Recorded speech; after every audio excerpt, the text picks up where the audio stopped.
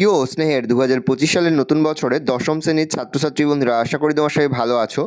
আজ আমরা যে বিষয়টি নিয়ে আলোচনা করব, দশম শ্রেণীর সেকেন্ড সামেটিভ অর্থাৎ দ্বিতীয় পর্যায়ক্রমিক মূল্যায়নের বাংলার সিলেবাস, প্রশ্নকাঠামো এবং নমুনা প্রশ্নপত্র নিয়ে।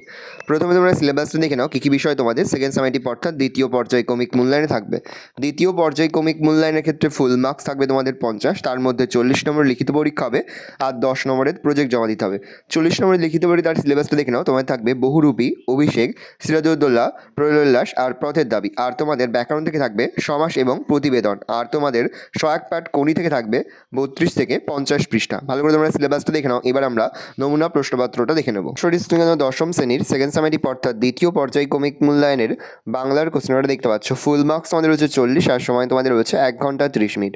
প্রথমে তোমাদের হচ্ছে বিভাগ ক, সঠিক উত্তরটি বেছে নিয়ে লেখো যে কোনো 7টি প্রতিবষ্টি মান 1 করে 1 × 7 = 7। প্রথম, জগদীশবাবু সন্ন্যাসীকে যে খড়ম দিয়েছিলেন তাতে লাগানো ছিল রূপোর পাত, সোনার বল, সোনার রং, ব্রোঞ্জের বোল। উত্তরে সোনার বোল। বিরাগী জগদীশবাবুর বাড়িতে গিয়েছিলেন পায়েস, পরমান্ন, ফললা, জল। উত্তরে জল। বিরাগী জগদীশবাবুর বাড়িতে খেয়েছিলেন জল। রাবণ ইন্দ্রজিৎকে অভিষেক করেছিলেন ফুল চন্দনে, কপালে তিলক দিয়ে, গঙ্গা জলে মন্ত্র দিয়ে। গঙ্গা জলে। কনক আসন ত্যাজ্যী বীরেন্দ্র কেশরী। বীরেন্দ্র কেশরী হলেন রাবণ ইন্দ্রজিৎ, বীরবাহু বিভীষণ ইন্দ্রজিৎ। ওই নূতনের কেতন ওড়ে। নূতনের কেতন ওড়ে কেমন ভাবে? উত্তর হবে কালবৈশাখী ঝড়ের মতো।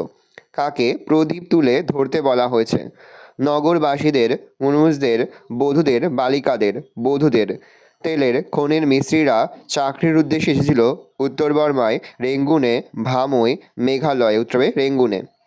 সমাস কথার অর্থ শব্দ গঠন, সংক্ষেপ, বিস্তারিত, মিলন। উত্তরে সংক্ষেপ। পরের প্রশ্ন, উপমান ও উপমেয়ের মধ্যে অভেদ কল্পনা যে সমাসের বৈশিষ্ট্য তা হলো উপমান কর্মধারায়, উপমিত কর্মধারায়, রূপক কর্মধারায়, নিত্য সমাস। রূপক কর্মধারায়। লেখক লেখেন। নিরেক পদটি হলো সমধাতুজ কর্তা, সমধাতুজ কর্ম, সমধাতুজ করণ, উপবাক্যায়ী কর্তা। উত্তরে সমধাতুজ কর্তা। ক্ষয় দাগে রয়েছে কম বেশি 20টি শব্দের মধ্যে নিচের প্রশ্নগুলোর উত্তর দাও যে কোনো 11টি প্রতিবষ্টি মান 1 করে 1 × 11 = 11। প্রথম, জগদীশবাবু কিভাবে সন্ন্যাসীর পায়ের ধুলো পেলেন? জগদীশবাবু একজোড়া কাঠের খড়মে সোনার বোল লাগিয়ে সন্ন্যাসীর পায়ের কাছে ধরলে সন্ন্যাসী পা বাড়িয়ে দেন। সেই ফাঁকে জগদীশবাবু সন্ন্যাসীর পায়ের ধুলো নেন। কোন বহুরূপী সেজে হরিদা বাসের যাত্রীদের মধ্যে আতঙ্ক ছড়িয়ে দিয়েছিলেন? এক পাগল সেজে হরিদা বাসের যাত্রীদের মধ্যে আতঙ্ক ছড়িয়ে দিয়েছিলেন। ধিক মোড়ে। বক্তা কেন নিজেকে ধিক্কার দিয়েছেন? শত্রু সৈন্য লঙ্কাকে ঘিরে ফেলেছে আর ইন্দ্রজিৎ প্রমোদ কারণে সুখবিলাসে মগ্ন। এই জন্যই তিনি নিজেকে ধিক্কার দিয়েছিলেন। বিদায় এবে দেহ বিধুমুখী। কে কাকে বা কে কার কাছে বিদায় চেয়েছেন? রাবণপুত্র ইন্দ্রজিৎ তার স্ত্রী প্রমীলার কাছে বিদায় চেয়েছেন। বধূরা প্রদীপ তুলে ধর। বধূদের প্রদীপ তুলে ধরতে বলা হয়েছে কেন? নববিধানের আশ্বাস নিয়ে মহাকালরূপী শিব আসছেন, তাকে বরণ করতেই বধূদের প্রদীপ তুলে ধরতে বলা হয়েছে। তোরা সব জয়ধ্বনি কর। কবি কাদের জয়ধ্বনি করতে বলেছেন? কবি পরাধীন ভারতের জনগণকে জয়ধ্বনি করতে বলেছেন। গিরিশ মহাপাত্রের হাতে কী ছিল? গিরিশ মহাপাত্রের হাতে হরিণের শিঙের হাতল দেওয়া বেতের ছড়ি ছিল। মনে হলে দুঃখে লজ্জায় ঘৃণায় নিজে যেন মাটির সঙ্গে মিলিয়ে যায়। কোন কথা মনে করে অপূর্বর এই মনোবেদনা? প্ল্যাটফর্ম থেকে বিনা দোষে ফিরিঙ্গি যুবকরা তাকে লাথি মেরে বার করে দেয়, আর সেখানে উপস্থিত দেশি লোকেরাও এই অন্যায়ের প্রতিবাদ করে না। এই কথা মনে করে অপূর্বর এই মনোবেদনা। কোন সাজে হরিদার রোজগার ভালো হয়েছিল? বাইজির সাজে হরিদার রোজগার ভালো হয়েছিল। কাপিলা লঙ্কা। কী কারণে লঙ্কা কেঁপে উঠেছিল? মেঘনাদ প্রমোদ উদ্যানে থাকাকালীন লক্ষ্মীর মুখে বীরবাহুর মৃত্যু সংবাদ শুনতে পেয়েছিলেন। তখন ক্রোধে উন্মত্ত হয়ে তিনি ধনুকের ছিলায় টান দিলে তা থেকে নির্গত ভয়ঙ্কর শব্দে লঙ্কা কম্পিত হলো। মহাকাল শিবের চোখে দৃষ্টি কেমন? মহাকাল শিবের চোখে যেন দ্বাদশ সূর্যের মিলিত আগুনের বিচ্ছুরণ ফুটে ওঠে।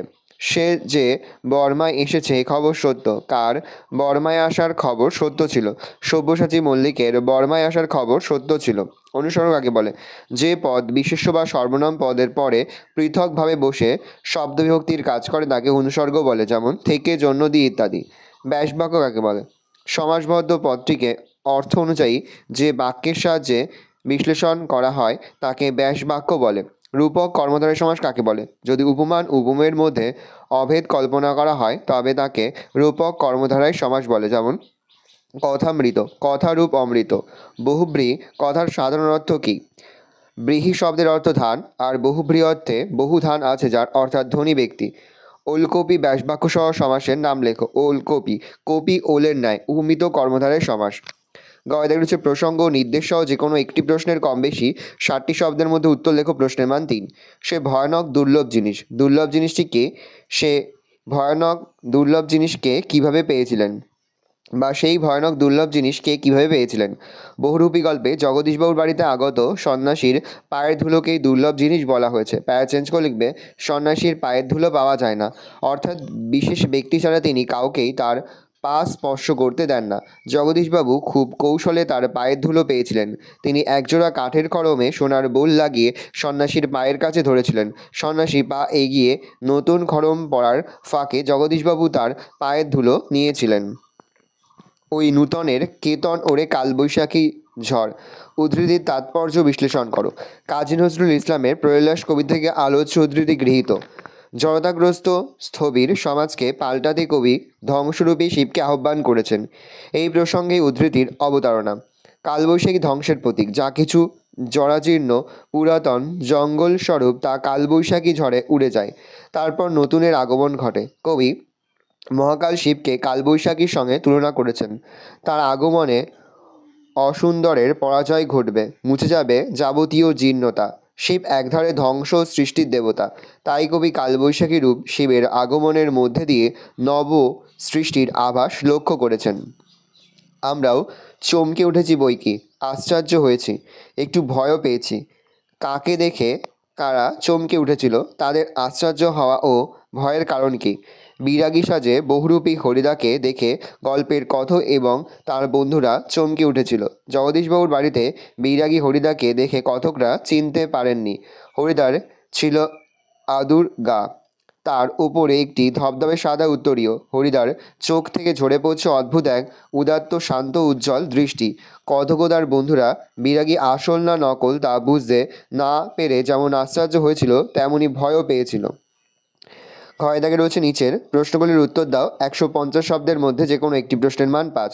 বহুরূপী গল্প অবলম্বনে হরিদার জীবনযাত্রার পরিচয় দাও। হরিদা ছিলেন গরিব মানুষ। শহরের সবচেয়ে সরু গলির ভিতর ছোট্ট একটা ঘরই হরিদার ঘর। কোনো নির্দিষ্ট কাজ বা চাকরি তিনি করতেন না। চাকরি বা কাজ তিনি পাননি এমন নয়, আসলে ঘড়ির কাঁটা ধরে সময়ের বৃত্তে বন্দী হয়ে কাজ করাটা হরিদার স্বভাব বিরুদ্ধ। তাই বেশিরভাগ দিনই তার উনানে হাঁড়িতে শুধু জলই ফোটে, ভাত ফোটে না। তবে ভারতের হাঁড়ির দাবি মেটাতে তিনি মাঝে মাঝে বহুরূপী সাজেন।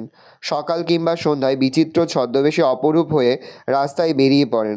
যারা চিনতে পারে তারা 1 আনা 2 আনা বকশিস দেয়, যারা চিনতে পারেন না তারা হয় কিছু দেয় অথবা বিরক্ত প্রকাশ করে। কোনো লোক ঠকানোর মতলব বা অভিসন্ধি হরিদার মধ্যে নেই, সেরকম মানুষও তিনি নন। পাড়ার ছেলেরা তাকে শ্রদ্ধা করে। গল্পের কথক সে কথা জানাতে ভোলেননি। চা, চিনি আর দুধ আমরাই নিয়ে আসি। হরিদার শুধু তার উনুনের আগুনের আঁচে জল ফুটিয়ে দেন। নিঃসঙ্গ জীবন হলেও হরিদার মধ্যে কোনো হতাশা বা না পাওয়ার বেদনা লক্ষ্য করা যায় না, বরং সীমিত বৃত্তে গরিব মানুষ হরিদার জীবনযাত্রা উদ্বেগহীন।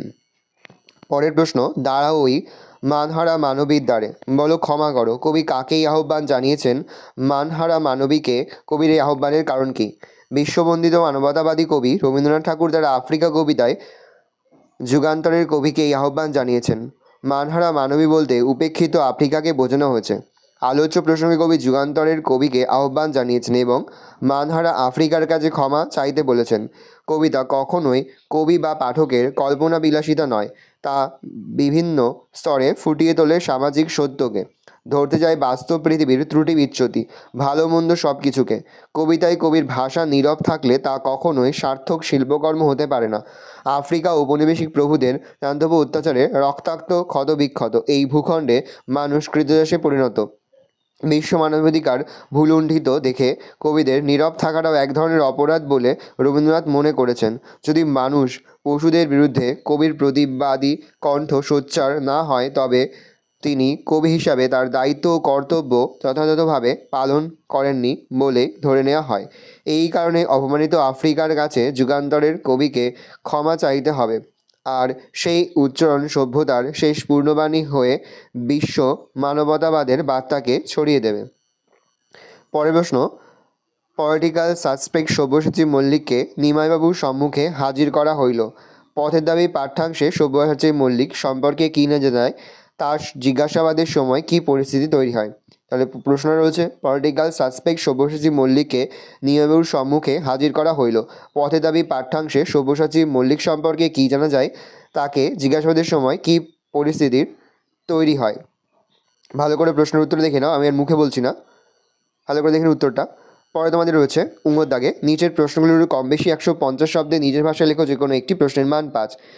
বাংলা শুধু হিন্দুর নয়, বাংলা শুধু মুসলমানের নয়, মিলিত হিন্দু মুসলমানের মাতৃভূমির এক গোলবাগ বাংলা। কোন প্রসঙ্গে এই উক্তি? এই উক্তির আলোকে বক্তার উদারনৈতিক মনোভাবের পরিচয় দাও। ভালো করে উত্তরটা দেখে নাও, মেসেজ কল ডাউন করছি, তোমরা কিন্তু অবশ্যই স্ক্রিনশট নিয়ে বা ভিডিওতে থামিয়ে তোমাদের খাতায় নোট ডাউন করে নেবে, এখান থেকে তোমরা কিন্তু প্রশ্নের উত্তরগুলো মুখস্থ করে ফেলবে।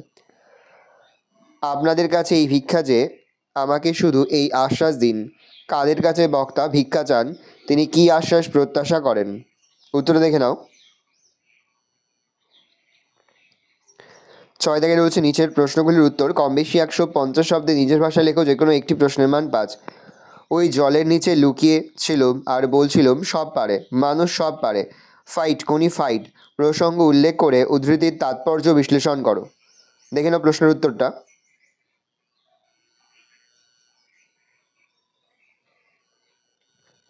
পরের প্রশ্ন, অবশেষে কোনি বাংলা সাঁতার দলে জায়গা পেল।